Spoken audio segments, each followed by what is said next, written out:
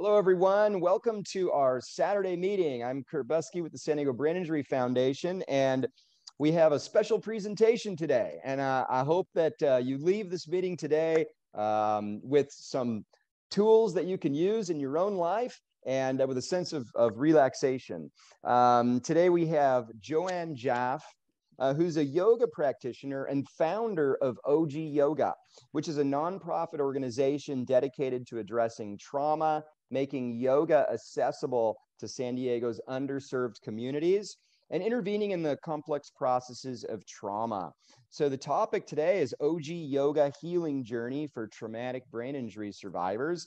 JoAnn's presentation is going to focus on using yoga to learn about meeting yourself where you are, cultivating your strengths to move forward, and how to connect with your body and relax. So there's all kinds of things in regards to yoga. Some people have misconceptions, right, JoAnn, of yoga.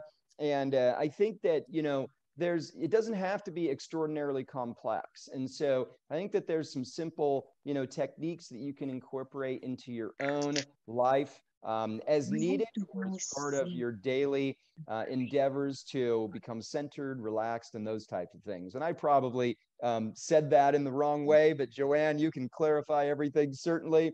But welcome, JoAnn. Thank you so much for spending some time with us on a Saturday. We really appreciate you being here, and you can kind of take things from here.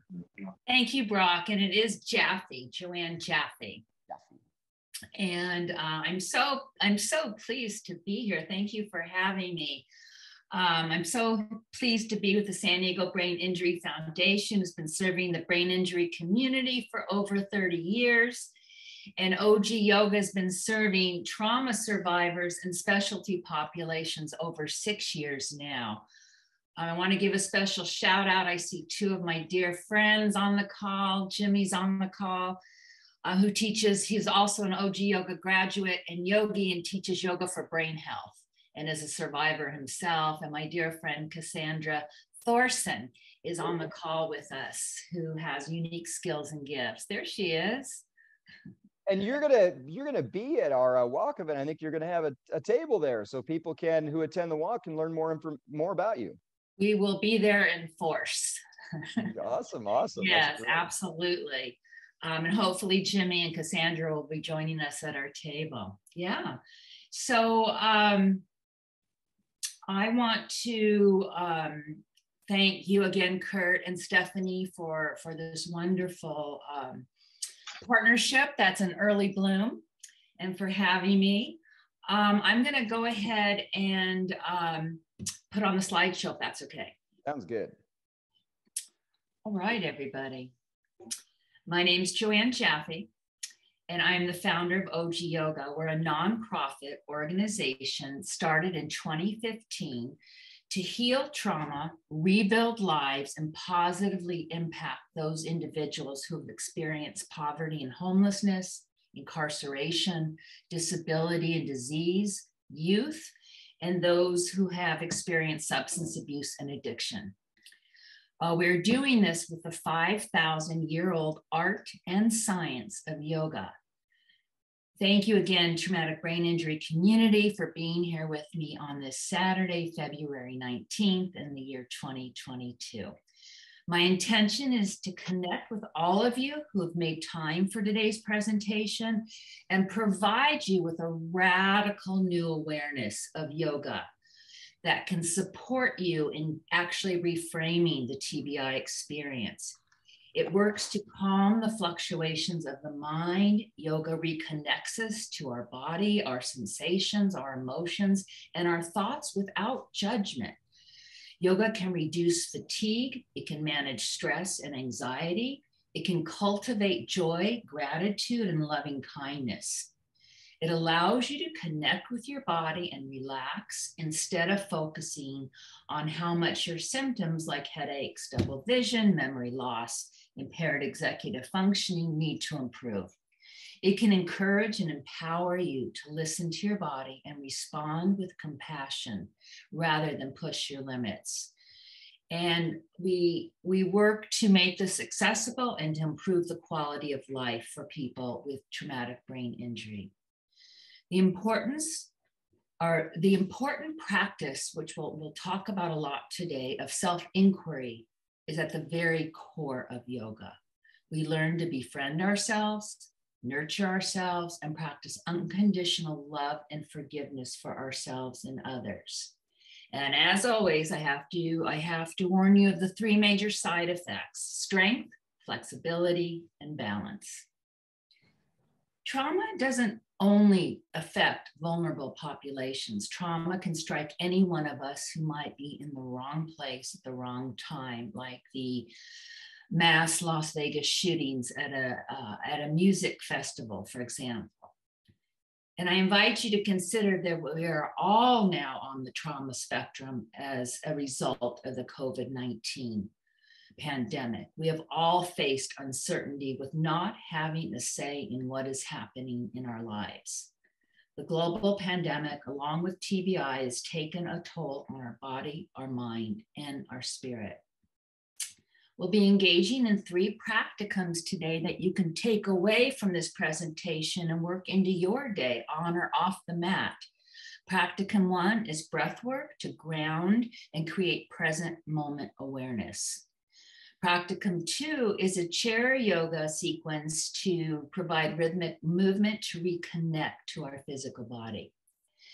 And practicum 3 will be a guided meditation to let go, to surrender, and to rest.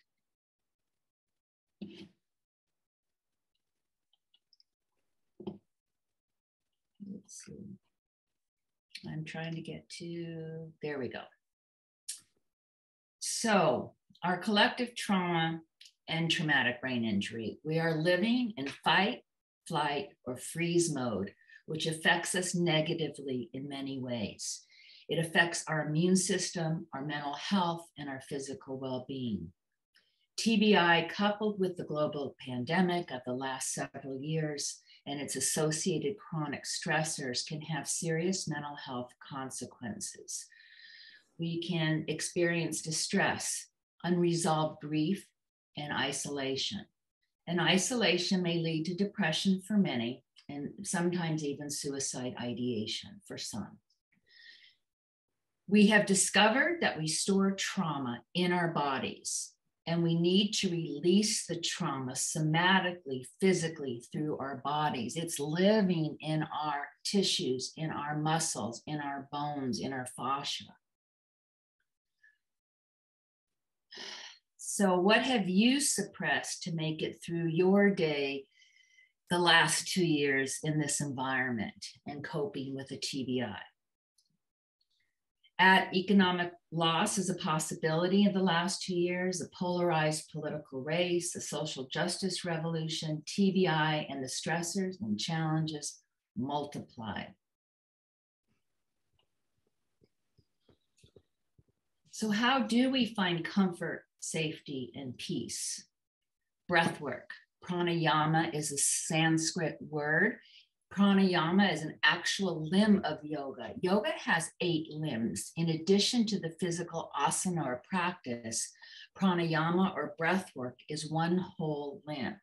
It is our life force to ground in present moment awareness and self-regulate. Breath is universal, and we can use it to calm ourselves. Intentional breath work balances our nervous systems and keeps us present, where all is well, one breath at a time. The somatic impact of trauma affects long and short-term health, starting with the breath. So this is where we're starting today.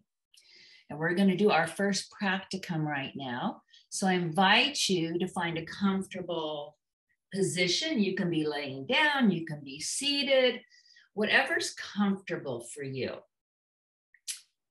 And I invite you, if it's comfortable, to close your eyes.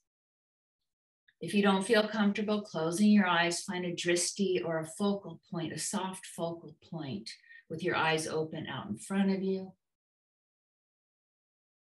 Notice, I'm seated, so I'm going to be speaking to that. Notice your feet, the soles of your feet touching the earth. Flex all 10 toes up. And now let's lower the baby toes, the ring toes, the middle toes, the index toes, and the big toes. In your mind's eye, grow roots from the soles of your feet into the earth, firmly pressing into the support of the earth, growing roots, grounding in the earth. Sit up tall, roll the shoulders back. You can place your palms on your thighs with palms open to receive energy, or you can try your palms rooted on your thighs to ground if you're in need of grounding or if you're in need of receiving energy. Play with that mudra, that hand gesture. Now notice that you are breathing. Notice how you're breathing. Is the belly expanding? Is the heart area expanding? Are you breathing through your nose? Are you breathing through your mouth? Just notice without change, without judgment, that we all share in breath. We can't go without it for more than 6 minutes.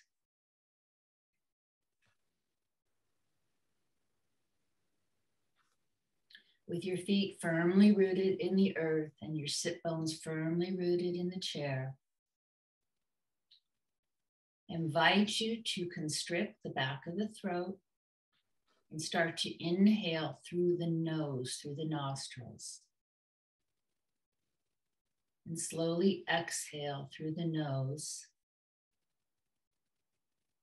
We're going to add on to this.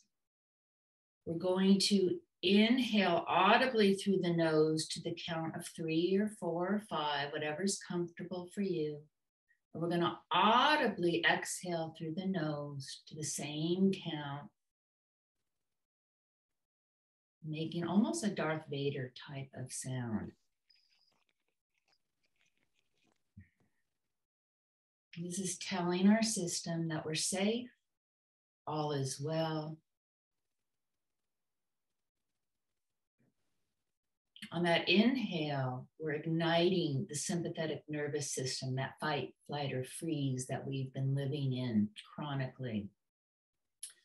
And matching it with the exhale of equal, if not longer, length, turns on our parasympathetic nervous system, our restore, our rest, our digestive system.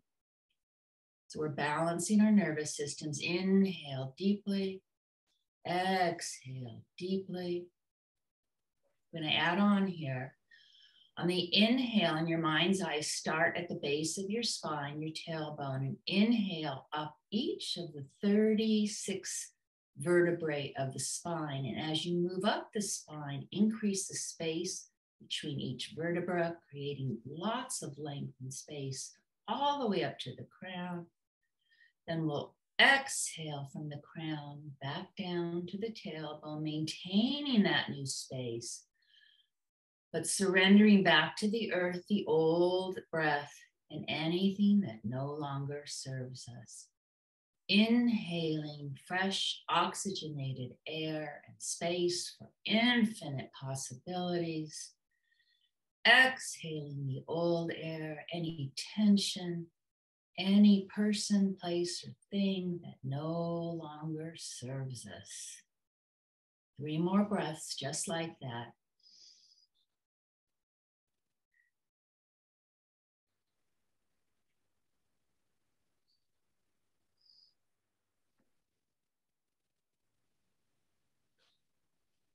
Last 2.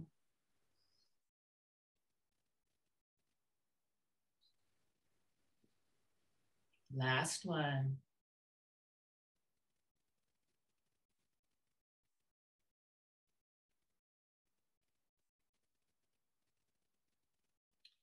Slowly and consciously start to blink the eyes open if you had them closed.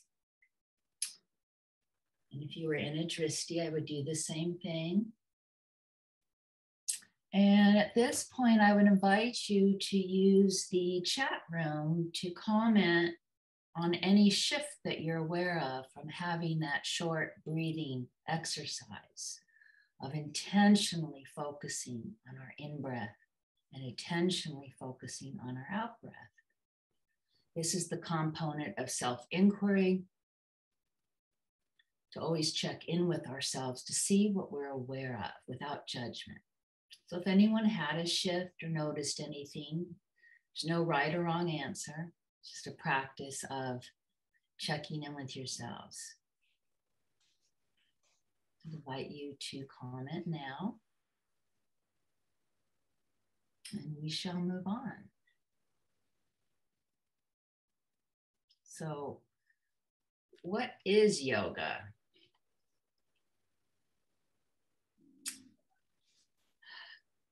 This is one image of the old yogis many years ago. But I would invite you to consider that yoga is a way of life in actuality. It changes you. Therefore, it changes the way you relate to yourself, to other people, and your environment. For more than 5,000 years, human beings have practiced yoga. It's a practice of self-inquiry, self-care, personal development, and more. So what is this thing called trauma-informed yoga, which is at the heart of OG yoga? We deliver trauma and diversity sensitive yoga to make yoga accessible to everybody. We modify yoga with invitational language. We tailor the pose practice with lots of options and self-inquiry and an invitation to reconnect to your physical body. We encourage you to make your own practice choices. Do I go deeper? Do I back out? Do I lay in Shavasana, final resting pose? What is it that my body needs today? And you make those decisions. Trauma involves the experience of having someone or something else in a position of power attempt to assert control of your body. You don't have a say in your life any longer. Things have changed dramatically. As a result, many trauma survivors have experienced a somatic or physical sense of helplessness, disconnection, isolation, and disassociation, leaving the home. The practice is to learn to be with and to interact with our own bodies in such a way that we come to know what works best for us.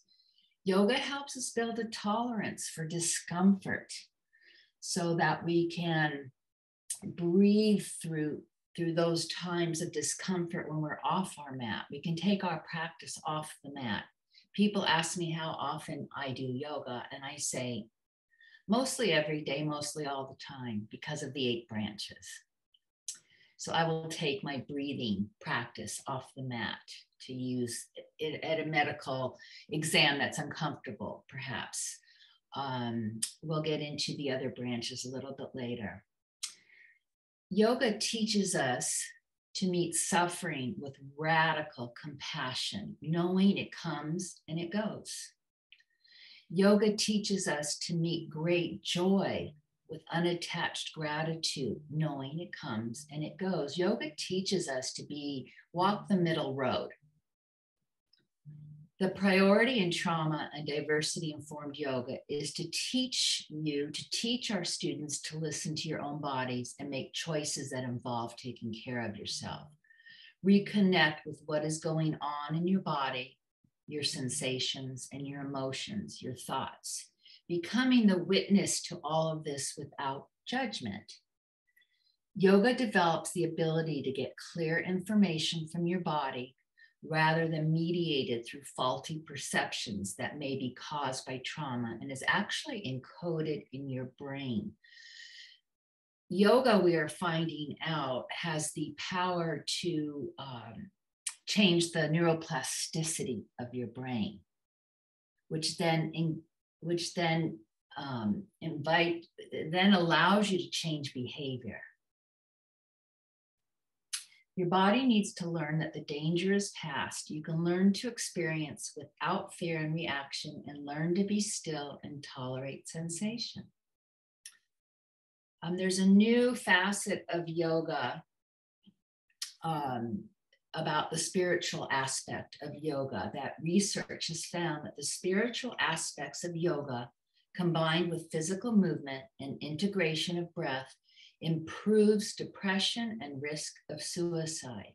It does this by creating community.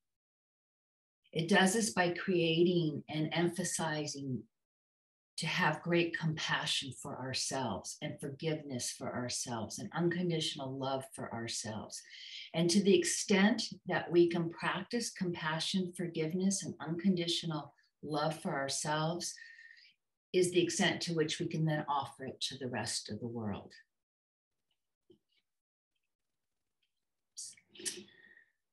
Making yoga inclusive and accessible. This is why I founded OG Yoga over 6 years ago, to give these wonderful tools to all.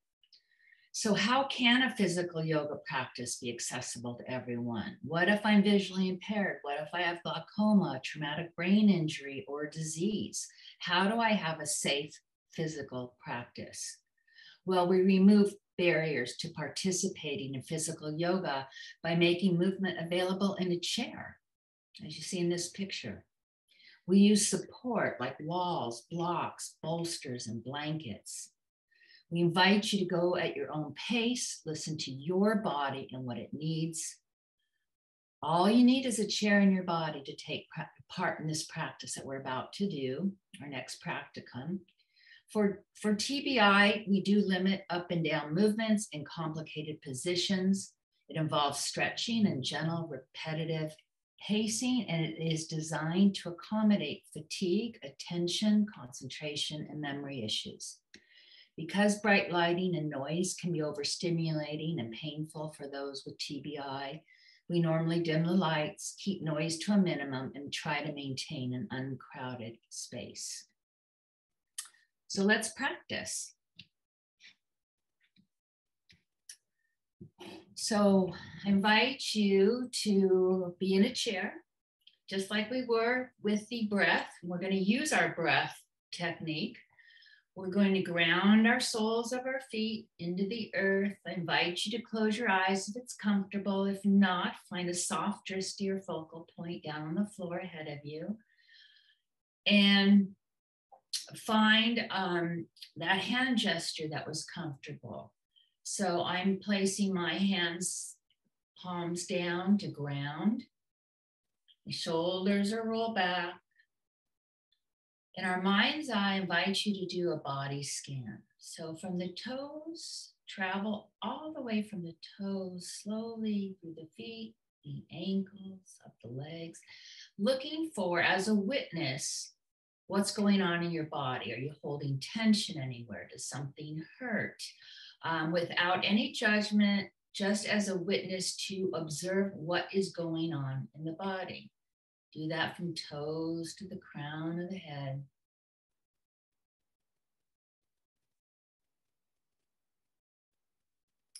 We'll engage that Ujjayi breath now that we practiced earlier.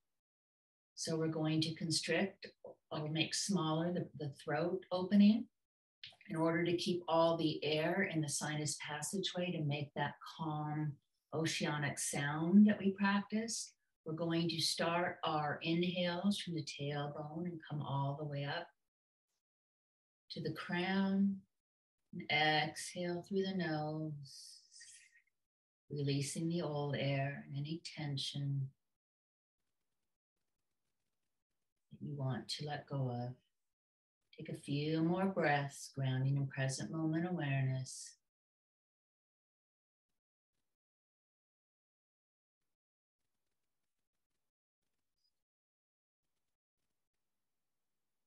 Now we're going to add rhythmic movement on. So inhale the arms up high. Exhale, bring the palms back down to the thighs.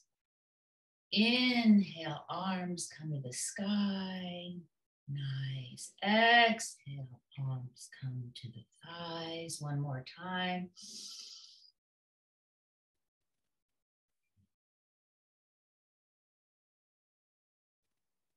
Now we're going to inhale the arms high and place the palms together. Now on the exhale, we're going to bend the elbows and make goal posts, opening the heart, extending the heart, lift. Exhale, bring the palms together overhead. Inhale, grow tall. Exhale, make those goal posts, big heart opener.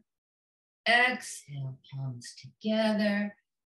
Bring those hands to heart center, Anjali Mudra. Take a breath here to see what you're aware of. We're gonna do a forward fold now to counter that heart opener. So with our palms on our thighs, now bring your forearms to the thighs. So I'm hinging at the hip flexors and I just lowered my torso. So I'm halfway down. You can stay here or you can inhale, lengthen the length of that torso, exhale, and you can come, your hands can drop all the way to the ground. Your head can drop, the weight of the head on the inhale. And then on the exhale, the weight of the head will lengthen the spine and lengthen all four sides of the neck. So inhale, lengthen, exhale, release further into that forward fold. One more time.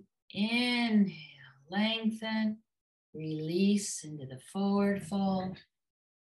Now we'll inhale, lengthen. We'll come back up to our elbows on our thighs. So we're halfway up. The head's always an extension of the spine. It's not down, it's not up. So we've lengthened the neck. Inhale, lengthen the spine. Exhale, come all the way up.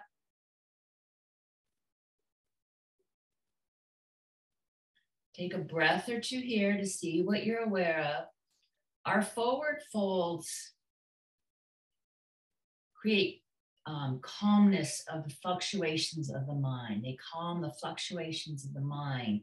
Our heart openers that we started with reduce anxiety and depression.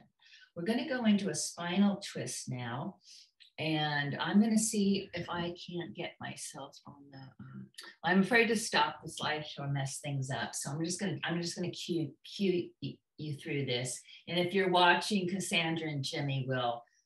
You can model their practice. So I'm in my chair. My hands are heart center.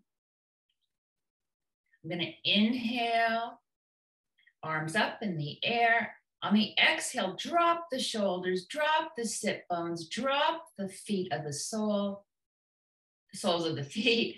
Inhale, grow tall. Exhale, from the outside of my left waist, I'm going to start that spinal twist. And I'm going to, like I'm wringing out a towel. I'm wringing out my spine, but my chin is at heart center. The head always follows the heart in yoga. And you can use your right hand to grab the armchair or the back of the chair. Your left hand can be on the seat of the chair. Your feet, your toes, feet, knees, and hips are facing forward, but we've got this spinal twist. Shoulders are parallel. Inhale, grow tall. Exhale, if it's available to you, increase that spinal twist from the bottom of the waist to the top. Two more. What we're doing here is massaging all of our wonderful internal organs, our bladder, our kidney, our heart, our belly, our colon. Inhale, grow tall. Last one, exhale.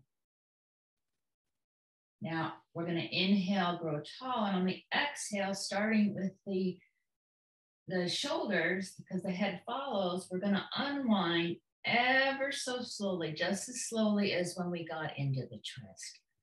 Take a breath here to see what you're aware of. And then we'll go to the other side. Inhale, arms high, drop those shoulders. exhale from the outside of the right waist.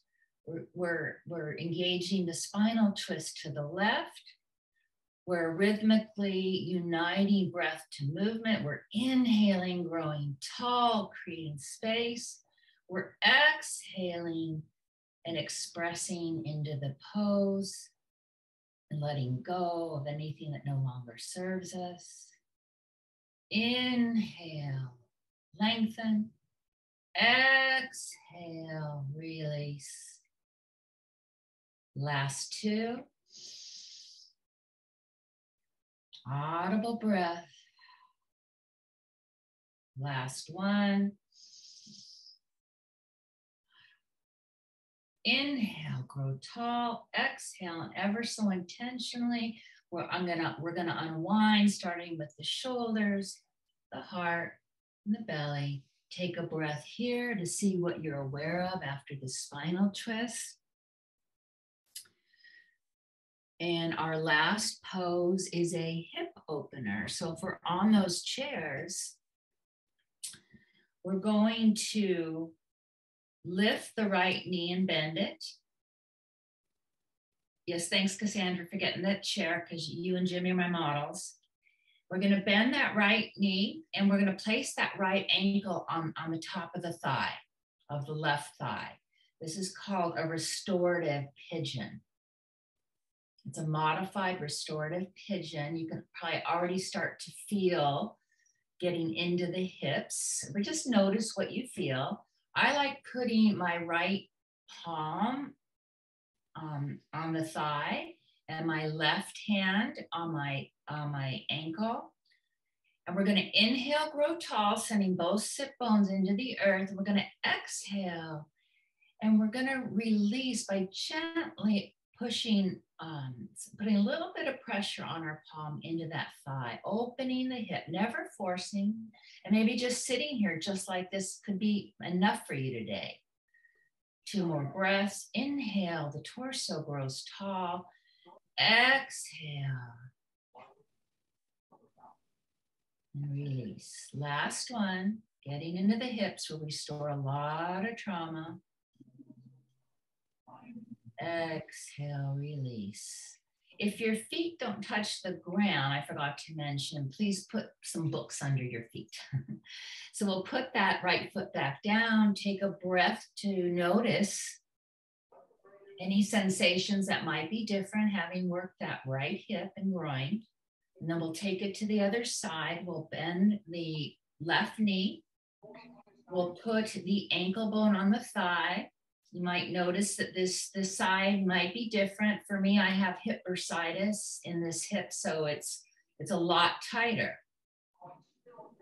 So we're going to inhale, grow tall. We're in our restorative seated pigeon. Exhale, and gently invite that hip. We're going to open. Inhale the new, freshly oxygenated air. Exhale the old air. And release. Last 2. Inviting breath to movement. And then as you complete that, bend that left knee, place that foot back on the earth, take a breath or 2 to see what you're aware of. And if you'd like, you can put in the chat room any shift that you noticed.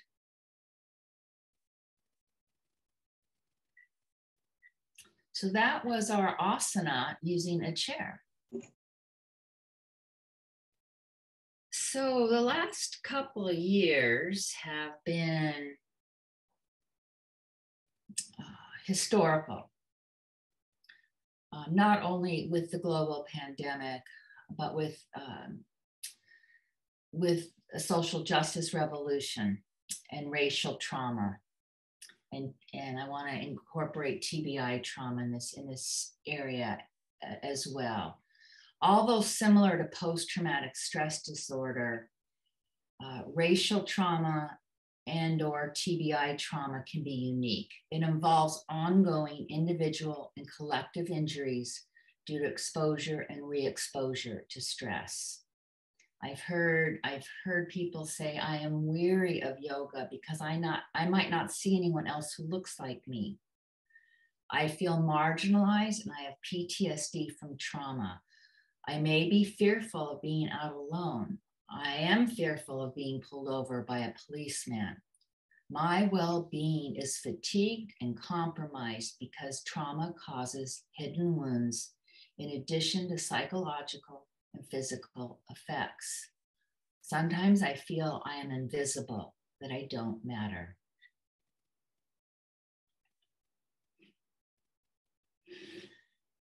To address this, we have mindfulness, meditation, and yoga. Meditation is one whole limb of yoga.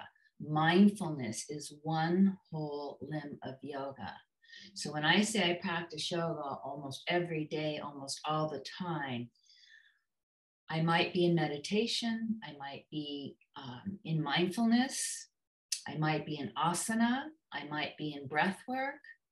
One whole limb of yoga invites us to show up for community in a certain way. One whole limb of yoga invites us how to show up for ourselves. And then there's a whole limb of yoga that teaches us sense withdrawal, to become a witness to what's going on in our body, our thoughts, our sensations, our emotions. Why do we want to do that? Because we're gaining information and going into self-inquiry, and we can do a better job of having our needs met as opposed to reacting out of habitual old habits.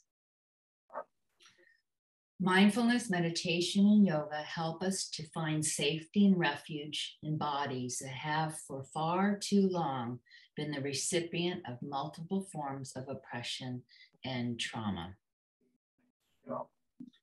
Yoga teaches us to be radically present, a practice to honor our own passions and our own aspirations. Learning to feel at home in our own bodies with no desire to leave them anymore. When we feel at home in our bodies, we feel at home in the world. Okay, let's get ready for our grounding meditation called root grounding meditation. So I invite you to find that comfortable position. You could even lay down for this if that would make you feel more comfortable.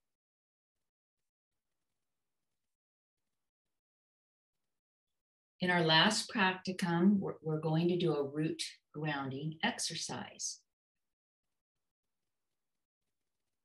You may find that you prefer to be barefoot for this meditation, allowing for the full experience of connecting with the earth.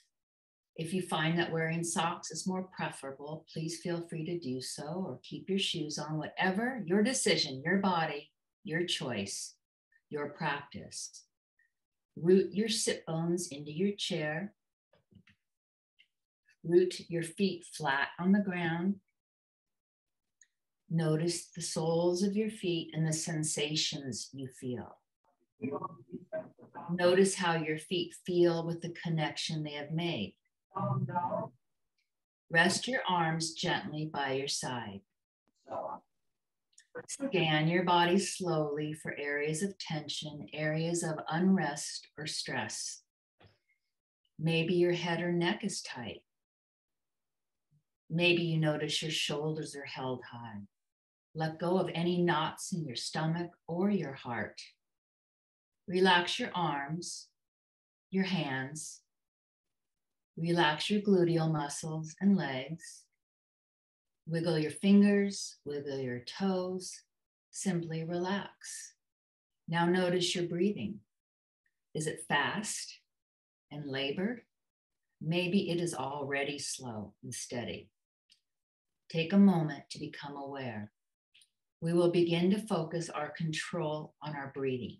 Let's do this 3 times. Breathe in deep and breathe out, pushing the air through your nostrils. Breathe in through the nose with awareness. Breathe out with strength and purpose. Last time. Breathe deeply, pulling the breath into your stomach, feeling your rib cage and lungs expand. Now breathe out, pushing the air out of your lungs, out of your nose, out with your strength. Let's add another element to our breathing. Imagine roots as if your body is a tree. Let your legs and the soles of your feet descend as if they are the roots of a tree. Your feet extend deep, deep into the ground, deep into the core of the earth. You may notice you have very thick roots that firmly pull you down, roots that connect you to the energy and strength of the earth. You may have some thinner roots that spread out to cover more area, ensuring more security and abundance. Now breathe up through the roots.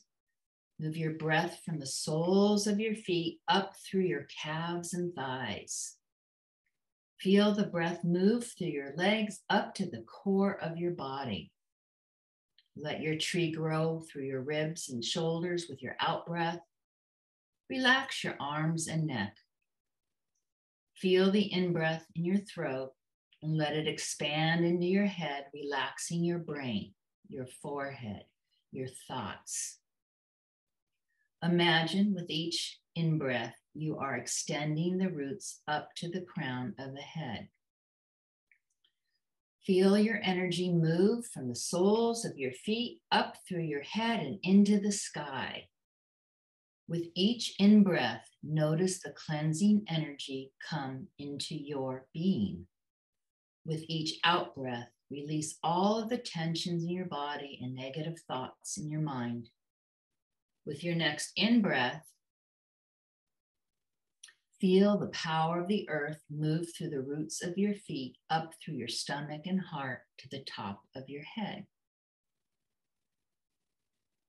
With your out breath, gently release the stress. Let it go into the air. Let it go into the sky.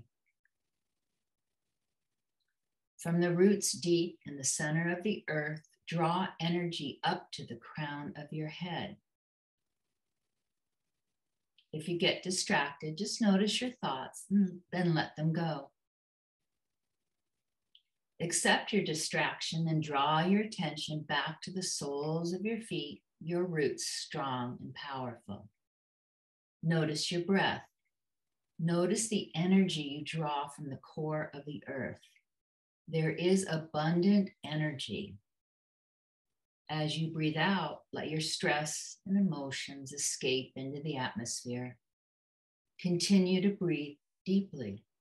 Pull the energy from the center of the earth. Feel the energy cleanse your body.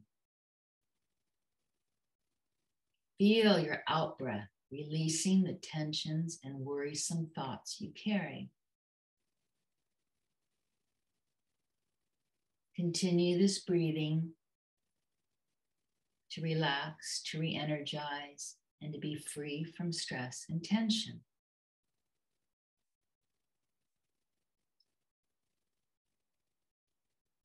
Breathe in deep from your roots, from the soles of your feet. Pull in the energy the earth has to offer. Allow this energy to spread throughout your body and allow your stress to be released from the crown of your head.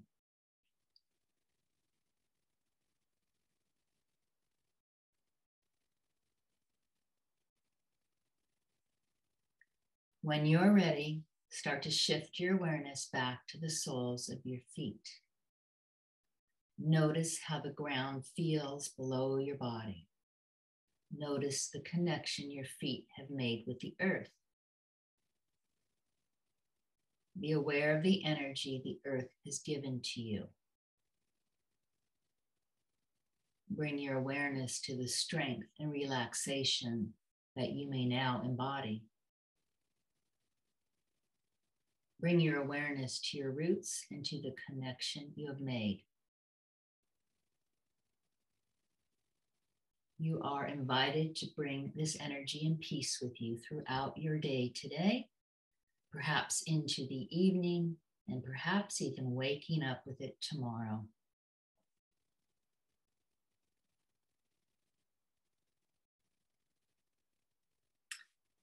That is an example of a guided meditation. This one is widely used for TBI survivors. If you had, I invite you to go inside and notice if anything shifted for you with that practice. Anything that you're aware of.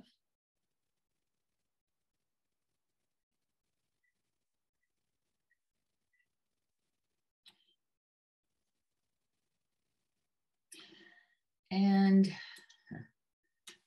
yeah, there's Jimmy, the picture. You are invited to come home to your OG. OG stands for original greatness. In the belief that at the moment of conception in our heart center, we were each infused with our own gifts, our own skills, our own talents that make us uniquely who we are.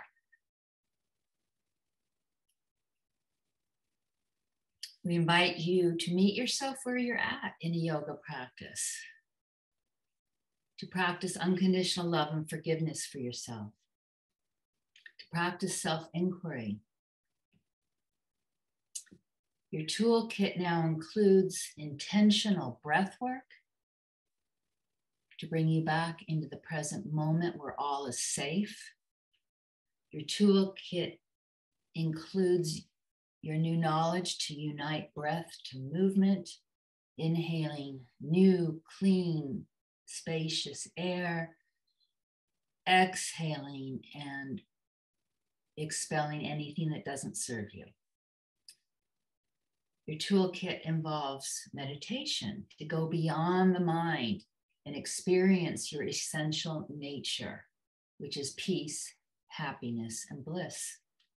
And to see what is openly and clearly so you can make new informed decisions, should you choose. And we invite you and we hope that you will visit us at www.og, as in original greatness, yoga.org. We are a nonprofit organization with the vision to make yoga available to all. We have an altruistic studio model that removes financial barriers. And you can come to us via virtually or in studio. We have chairs, we have walls, we have blocks, we have bolsters, we have blankets.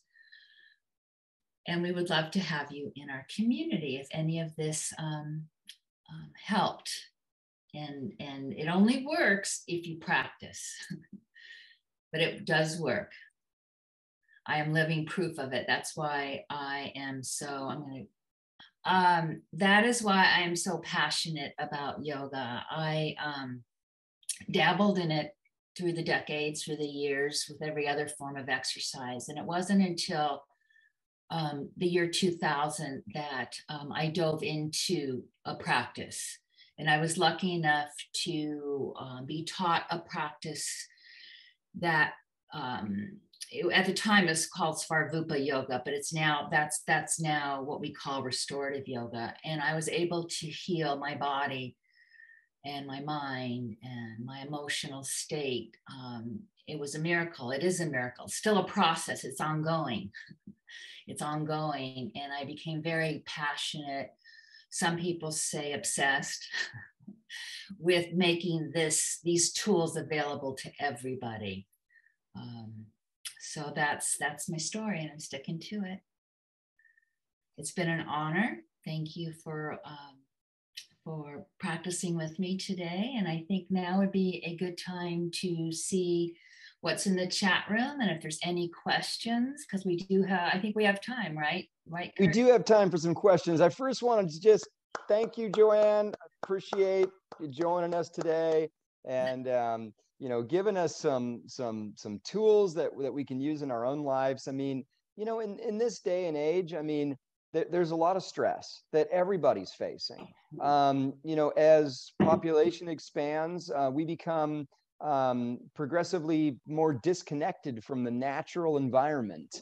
And, you know, this can be San Diego in particular can be a stressful place to live. And so I think that anything that we can do, and yoga is one of those practices, you know, to really get centered and relax, I think is a good thing for everybody. So I appreciate you giving us some simple things that everybody can take with them and practice in their lives. That's a great question, and I think Jimmy's going to answer that. Hi, Mary. How are you doing? Well, my take on this itself, I was fortunate to meet Joe about 2017 and get involved with OG Yoga. Retired Marine, multiple concussions, brain injuries, PTSD, the whole gambit. More so than this is what I teach in my veterans accessible class, but it also applies a lot to the traumatic brain injury spectrum and people.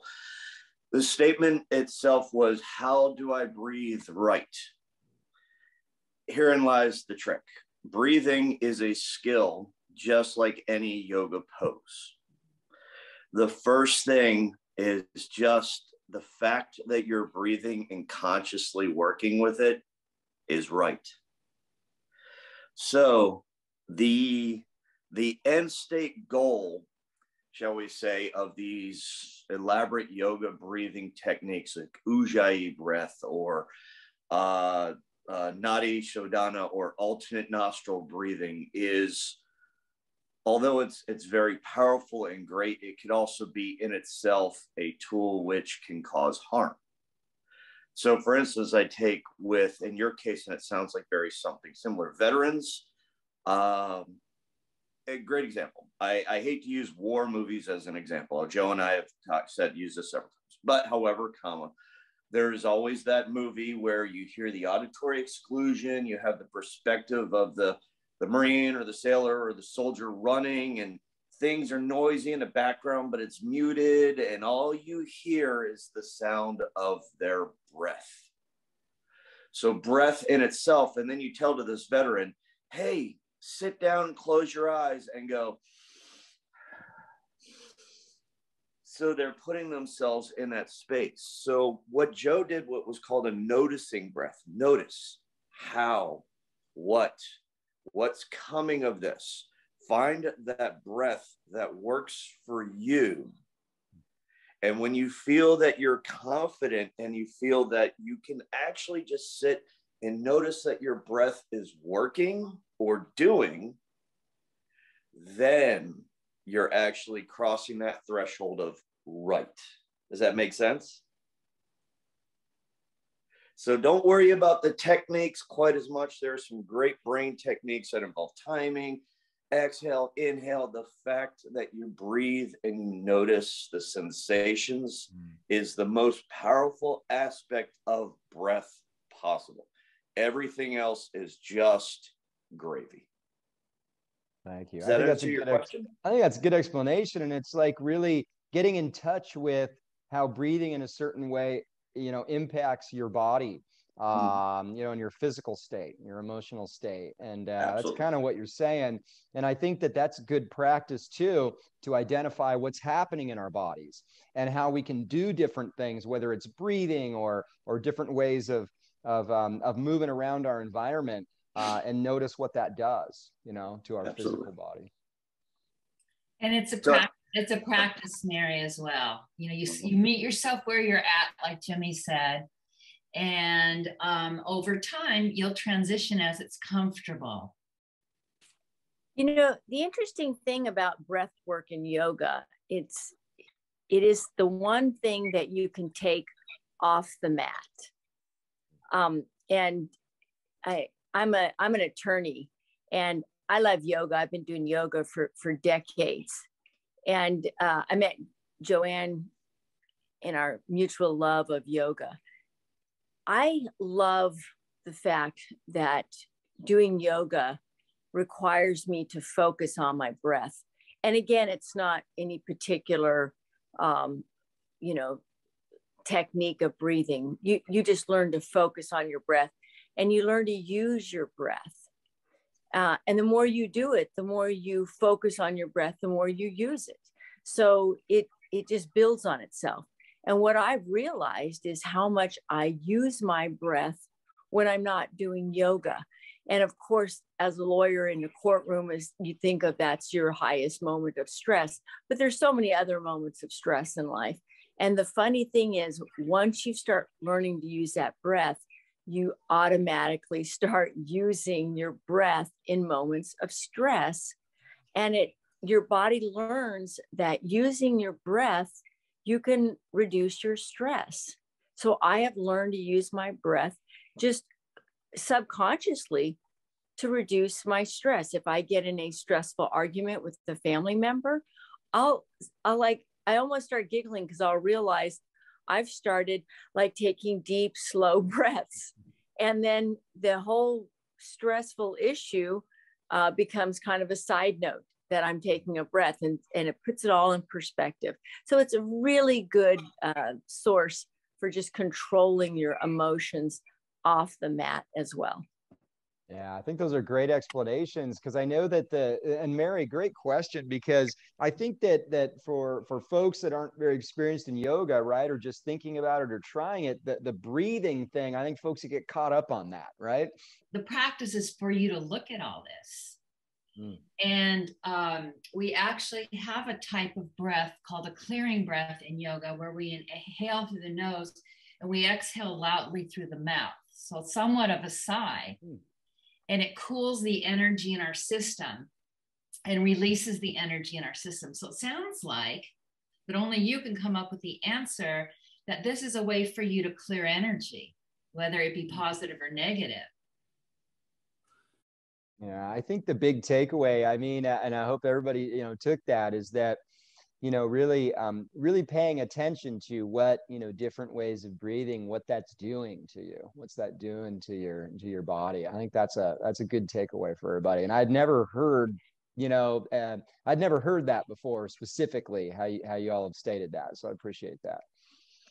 Oh, I want to follow up on the breath issue, because oxygen is our primary life force. And, you can't underestimate the power of a deep breath.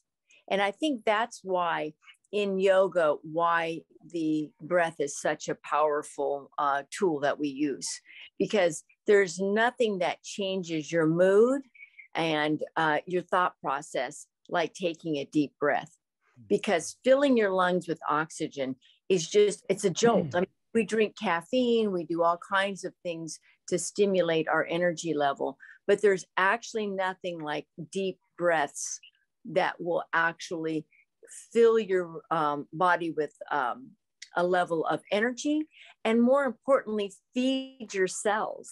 So it's very important. It's a very important to your health and to the health of your cells to get full breaths, to take deep, full breaths during the day. And her comment about holding her breath, that is a common thing that happens with people just out of stress, just forget to breathe.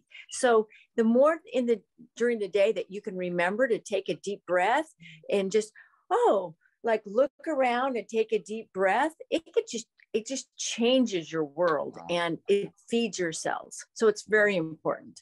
Breath is important. Oh, go ahead. A great overall aspect of a lot of what we talk about yoga is very much in the Western mind. We're fixed on kind of task, a requirement, and a goal. We want to know how yoga fixes our TBI. We want to know how this changes that. Fortunately or unfortunately, because the journey itself actually creates the change. The paradigm is that you have to live and experience on and off the mat these different things to find which variations work for you. So, Jo in her practice did a very subtle thing that might, a lot of people don't get, but a lot of you might have seen, with the way she cues something as simple as a twist. So somebody who is suffering from a brain injury or vestibular issues, going up and down in a forward fold might be very difficult. Twisting, unwinding. So getting those centers of the brain, your eyes to focus on an object or move before the body moves, or to unwind in a certain way, can be very, very subtle. But then also she triggered on, or she ticked on some things like rhythmic movement, the combination of not dealing with the problems or the issues, but just the simple sensations and the simple movements will consistently and constantly rebuild or rewire those neural pathways for you to be able to do things with a level of comfort. And it's quite often, it's long. I don't want to say it's boring, but it's not doing scorpion pose, and it's not doing this, or it's not, you can't do this pose, you can't do that pose, you can't breathe this way, you can't breathe that way.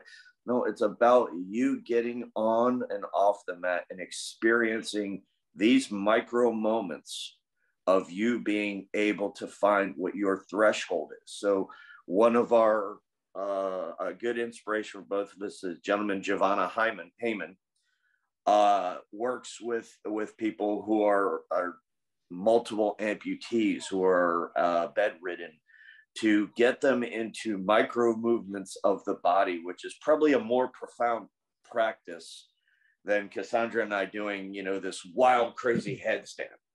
The fact that somebody who has not had limb mobility, noticing their finger, is, for the brain, a huge act of, amazing energy, where somebody physically going into a pose is awesome and it can be inspiring.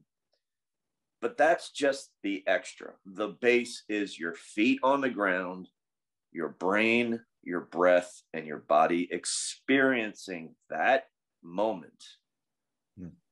Releases more for anybody who has any kind of trauma, injury, anything. It's literally that micro moment, that space in between each frame of film where your body heals. So the journey of just playing and experiencing on the mat, in the mat, wherever you are, is more profound than any per se. And that's why people, they get into yoga for the poses. They get into yoga for the breathing techniques. They get into yoga for the guided meditations. And they're waiting. They're always constantly waiting for the instructor to give them the new piece of the puzzle, when you've had all the pieces sitting in your pocket the entire time. Yeah, that's a great perspective. Thank you. You find the breathing that works for you. Okay. Yeah, it doesn't, we make it accessible for, as Jimmy said, for you to experiment. There's actually over 100 ways to breathe that are documented. So it's a matter of you finding your breath, what's comfortable and successful for where you're at is acceptable. Okay, thank you. Yeah. You go to our website, ogyoga.org, and you go to the studio, and you'll see all of our different classes. And then you sign up and register. We are a nonprofit organization. We partner with organizations like Brain Injury Foundation to bring yoga on site with trained instructors like Jimmy, and the mats and all the equipment. We have a school for our 200-hour yoga teacher training that is a specialty school on how to overcome trauma through yoga. So that's our 200-hour training. And we opened our studio, and we are asked to come to hosted events like what we did today to create awareness and wellness and yoga as a radical wellness alternative. All right, everyone. Well, thank you so much for joining us. And thank you, JoAnn. Appreciate you coming on here today and spending a little bit of time with us. I think that's just valuable information. Hopefully it takes some of the mystery out of yoga for folks. And I hope everybody has a wonderful weekend, and see everybody soon. Thank you so much. Bye, everybody. Thank you. Bye.